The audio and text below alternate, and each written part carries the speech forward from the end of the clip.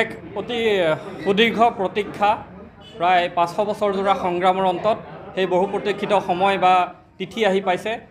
অহা মাঘ মাহৰ 7 তাৰিখ ইংৰাজী 22 জানুৱাৰী তাৰিখে অযোধ্যাৰ সেই পবিত্ৰ ভূমিখণ্ডত এক অতি ভব্য আৰু দিব্য তীৰ্থক্ষেত্ৰ নিৰ্মাণ সম্পূৰ্ণ হৈছে আৰু অহা 22 জানুৱাৰী অসমীয়া 7 মাঘ তাৰিখে তাত মূল বিগ্ৰহৰ প্ৰাণ প্ৰতিষ্ঠা কাৰ্যসূচী আছে।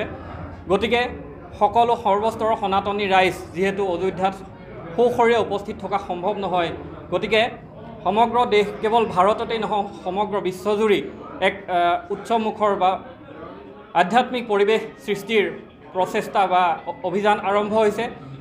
অহা 22 জানুৱাৰী তাৰিখে চৌদিশ আলোকেৰে আলোকিত হওক আৰু তাৰ লগতে সেই দিব্যক্ষেত্ৰত নিৰ্মাণত সমগ্ৰ দেশৰ সমগ্ৰ বিশ্বৰ সনাতনী হিন্দু ৰাইজৰ মুক্ত হস্তে আগবঢ়োৱা দান বৰঙণি তাত নিহিত হৈ আছে।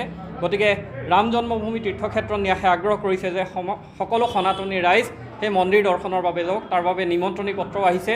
ঘৰে ঘৰে জনে জনে গাঁৱে গাঁৱে চহৰে চহৰে এই নিমন্ত্ৰণী পত্ৰসমূহ যাব। তাৰ লগতে আজি আমি সেই অযোধ্যাৰ পৰা অহা পবিত্ৰ অক্ষতা চাউলৰ কলহ আমাৰ কাৰ্যসূচী পৰিচালনাৰ বাবে দেৰগাঁৱত অস্থায়ীভাৱে লোৱা কাৰ্যালয়ত আহি ইতিমধ্যে সংস্থাপিত কৰা হৈছে। ইয়াৰ পৰাই এই কাৰ্যসূচীসমূহ পৰিচালিত হ'ব।